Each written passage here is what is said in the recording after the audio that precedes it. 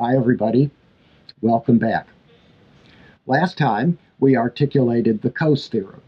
When bargaining costs are low, an efficient allocation of property rights will be realized regardless of the initial placement of those property rights, although the distribution of the maximized value of the property rights will differ depending on that initial placement. For some years after the initial publication of Coase's argument in 1960, lawyers and economists debated its meaning. Some people said that it was a profound result, although it was difficult to say exactly what was profound about it. Other people argued that it was in fact nothing new at all. It was very old wine in not even very new bottles. Because indeed, for decades, economists had known of the existence of something called the fundamental theorem of welfare economics, which says essentially the same thing that the Coase theorem says, which is under certain assumptions, which mean that bargaining costs are low, property rights will always gravitate toward their higher valuing owners, their highest valuing owners, through free exchange in markets. So in this sense, the Coase result is nothing new. It simply restates the argument that under conditions close to perfection, property rights will always move through free exchange from lower valuing to higher valuing owners, but the exact terms of the allocation that results from all of this exchange will depend on the initial endowments, that is, the initial property rights that individuals hold. About 10 years after the publication of Coase's article, a great deal of progress was made in understanding it through the efforts of the young, at that time, Richard Posner, one of the most remarkable intellectual figures in social science in the 20th century in the United States. Posner was, in the late 60s, a young law professor at the University of Chicago, and he was quite taken with the economic approach to law. That is, he worked with Gary Becker in the Department of Economics at the University of Chicago and with Ronald Coase in the law school to develop the implications of economic thinking for the development of legal systems and for the structure of for the structure of legal rules.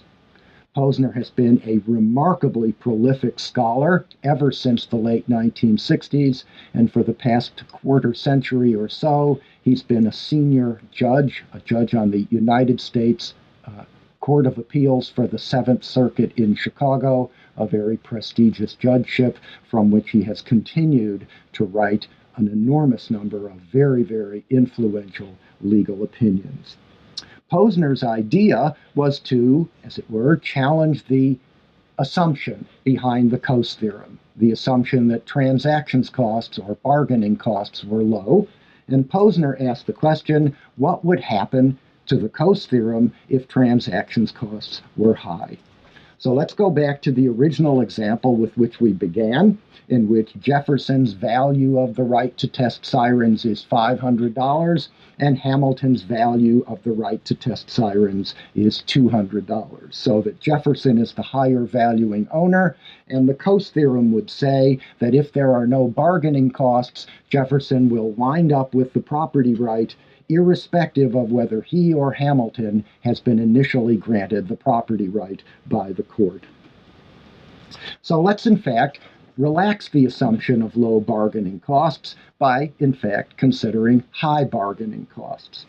I suggested last time that there are a number of different sources or origins of transactions cost, but for now, let's simplify all of those into a single source of transactions cost, which we'll hypothesize as a sales tax. And the terms of the sales tax are, in the town where Hamilton and Jefferson live, every time a property right is transferred from a seller to a buyer, then a sales tax of $700 must be paid to the town by the buyer of the property right. What this means is that there is a $700 transactions cost associated with every transfer of property rights from one individual to the other. The outcome of the Coase theorem in the existence, given the existence of these transactions costs, will in fact not be the same as it was in our earlier example. If Jefferson wins, then the court has given him the arrow initially, and Jefferson, as we saw, is the highest valuing owner of the right, and therefore Hamilton will not be able to offer Jefferson enough to pry the right from Jefferson's hands into Hamilton's and enable Hamilton to stop the siren testing. So if Jefferson wins, because the property right is already in the hands of the highest valuing owner, no transaction need take place at all to move the property right to that higher valuing owner. The sirens are in fact tested, and the total value of the two properties, just as it was in our earlier example, is $2,500. But if Hamilton wins, Jefferson now has to buy the right. We saw that he was the higher valuing owner. Hamilton only values the right at $200 and is still willing to sell the right for some value above $200. Jefferson still values the right at $500 and is willing to pay up to $500 in order to get it. But now the transactions cost will make it uneconomic for Jefferson to purchase the right from Hamilton. Since, if he doesn't already have the right, Jefferson will first have to pay Hamilton at least $200 to get the right from Hamilton, and then on top of that, pay an additional $700 in sales tax. There is no price that Hamilton will accept that Jefferson will be able to pay if he has to pay the sales tax in addition. Hence, even if Hamilton were willing to sell for as little as $201, then Jefferson would have to pay $201 to Hamilton, $700 to the town, a total of $901, which is substantially more than the $500 that the property right is worth to Jefferson in the first place. So the existence of the sales tax, that is, the existence of the high cost of transacting, means that the property right, once given to Hamilton, the lower valuing owner, the property right will stay with Hamilton, the lower valuing owner. The total value of the two properties will be only $2,200, because the property right has stayed with Hamilton, who exercises it negatively, and Jefferson will not be able to test the sirens and produce that $500 value. So, in the presence of these high transactions costs, the Coase theorem fails. It obviously does make a difference how the court initially allocates the property right in question. With the high transactions cost, transactions that would move the property right from the lower to the higher valuing owner have been blocked. Hence, what I'll call Posner's corollary to Coase's theorem. And that corollary is this. When bargaining costs are high, an efficient allocation of property rights will occur only if the law initially allocates those property rights to their highest valuing owner, and thus obviates the need for any transaction in order to have property rights allocated efficiently. So again, when bargaining costs are high, property rights will only wind up in the hands of the highest valuing owner, maximizing the total value of property rights, if the judge is wise enough or smart enough to put that property right in the hands of the highest valuing owner originally, and thus obviate the need for a transaction to realize the efficient allocation of the property rights. This is a very interesting result, and Posner himself has developed this idea, that is, the failure of the Coase theorem in the presence of high transactions costs, into a remarkably interesting theory of the judicial function itself. Posner asks what it is that judges should in fact be doing. Most of us, when we're asked what judges are in the world to do, would answer generally by saying that judges are in place to enforce the law, and by enforcing the law to do substantial justice between the parties who are before them litigating the case. In our case, Hamilton versus Jefferson, we might ask what the just result in that case is. Is it fairer for Hamilton to have the property right and thus be able to extract some income from Jefferson before he suffers the costs of the siren testing? Or does justice demand that Jefferson be allowed to use Rachel's alcove to perform an otherwise legal activity for his own benefit? Much of our answers to these questions turns, I think, and Posner agrees, on how we feel about the parties. That is, we'd need to know a little bit more about Hamilton, and we'd need to know a little bit more about Jefferson in order for us to come to a decision in our own minds as to where the equities lie in the case. Who is the more deserving recipient of the arrow associated with the testing of sirens in Rachel's alcove? Most of us think that this is what judges are there to do. But Posner's Corollary suggests an alternative vision of what it is that judges are there to do, and that is by allocating property rights initially to their highest valuing owners. In cases where transactions costs are likely to be high, judges can achieve allocative efficiency, even, as we'll see in an example, at the cost of what we might think of as justice or equity in the particular case. Posner's view on what judges should do, whether they should try to do justice between the parties or try to allocate rights efficiently, is one that is an extremely controversial response. Posner's argument is that justice, the idea of justice, is a subjective thing. There is no science of justice. There is no objective theory of justice that all reasonable people are bound to accept, in the sense that all reasonable people are bound to accept the proposition that the earth is round and not flat. Different people have different views of justice.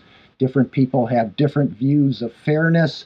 And we have not yet succeeded in finding a language to express propositions about justice or fairness that are purely logical and that every reasonable person is required to accept. The result is that justice means something different to different people, and that includes judges as well.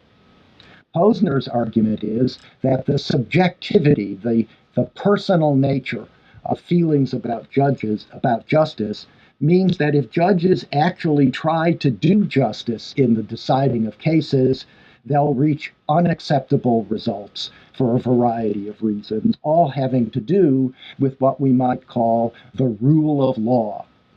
The rule of law is, broadly speaking, the proposition that like cases should be decided in the same way, and that cases should not turn on the personal qualities of the litigants, but should instead turn on general abstract rules that can be applied in every case objectively without consultation to the identity of the parties.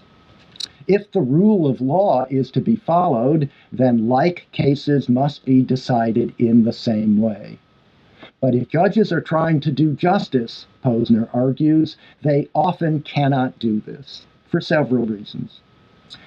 The same judge may frequently decide similar cases differently because the judge has a particular view of the equities of the case that changes with the circumstances. So, for example, we might find a judge who decides 2 siren testing cases in the same afternoon.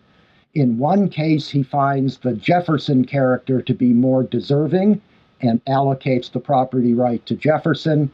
In the second case, he finds the Hamilton character to be more deserving, that the equities lie on Hamilton's side, and in the second case, the judge awards the property right to Hamilton and feels that justice has been done in both cases. But of course, what the judge has also done is to create a completely unpredictable law about siren testing. It will depend on whether the judge likes you, whether you get the right to test the sirens, or whether you have to deal with somebody else being given the right to test sirens. In the same way, different judges, because of their different senses of equity or justice, will decide the same case differently. So if we take the same case of Hamilton versus Jefferson and put it before two judges, each of whom has a different vision of whether Hamilton or Jefferson is more deserving, each judge attempting to do justice will in fact decide the case differently, again producing unpredictability or arbitrariness in the operation of the courts. So for Posner, the attempt by judges to do justice is unacceptably arbitrary, but efficiency, as we've defined it, is for Posner an objective standard. We may disagree over whether Hamilton or Jefferson is a better person, or whether which of them is the more deserving holder of the property right in question.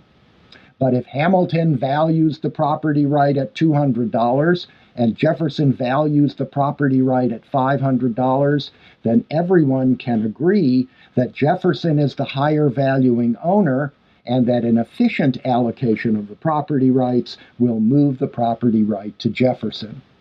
And so, for Posner, efficiency has a quality of objectivity, that reasonable people must agree on what the efficient outcome is, when in fact they may not agree on what the just or fair outcome of a particular case is. Doing justice for Posner involves politics, and therefore judges who are not politicians and are typically not elected, judges should not do politics. For Posner, the proper province of politics are legislatures and executives, those branches of government that are elected by the people. This is, as I've said, a controversial view. Here's a contrary view held by many people, and the subject of a debate, as it were, years ago when Posner was first developing his own ideas. The contrary view suggests first that Posner's corollary will be difficult to manifest or difficult to operationalize, because it will frequently be very difficult for judges to determine in real cases who the higher valuing owner of a property right is. Posner's corollary suggests first that judges should try to do efficiency rather than doing justice. And if they try to do efficiency, the Coase theorem tells them that when transactions costs are high, the only way that efficiency can be achieved in the allocation of property rights is for the judge to identify the higher valuing owner and to initially give the property right to that higher valuing owner. But without negotiations to establish who the higher valuing owner is, it is frequently very difficult for a court to determine who that higher valuing owner is. Moreover, say Posner's critics, in light of the distributional concerns that we've seen attached to the Coase theorem, first to the dependence of the results on the initial distribution of income, and then that qualification that we added that people have to have enough money to manifest all of their preferences. In light of these distributional questions, the critics argue, efficiency is also an arbitrary standard. Since different initial distributions of income will produce different economic values and therefore different efficient allocations, then what constitutes an efficient allocation depends directly on how income is distributed before exchange, and that is, in the critic's view, just as arbitrary a standard as the justice standards that individual judges may try to apply. Posner's critics argue that it's best to confront the inevitable politics of these situations explicitly in the courtroom, rather than to try to hide these political concerns through the false objectivity of the efficiency rationale that Posner develops. There's a potential middle ground, which we'll see again a little bit later in the course.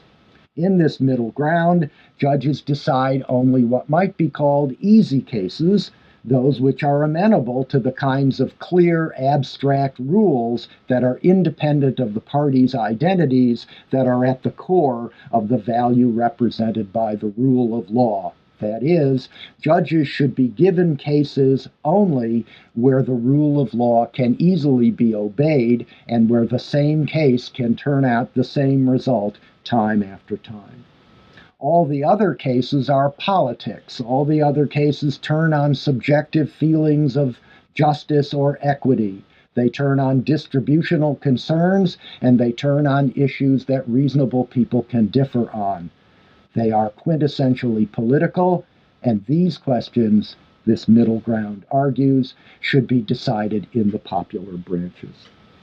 Next time, indeed in the next 2 lectures, we'll develop some of these qualifications of the Coase theorem using 2 cases to illustrate.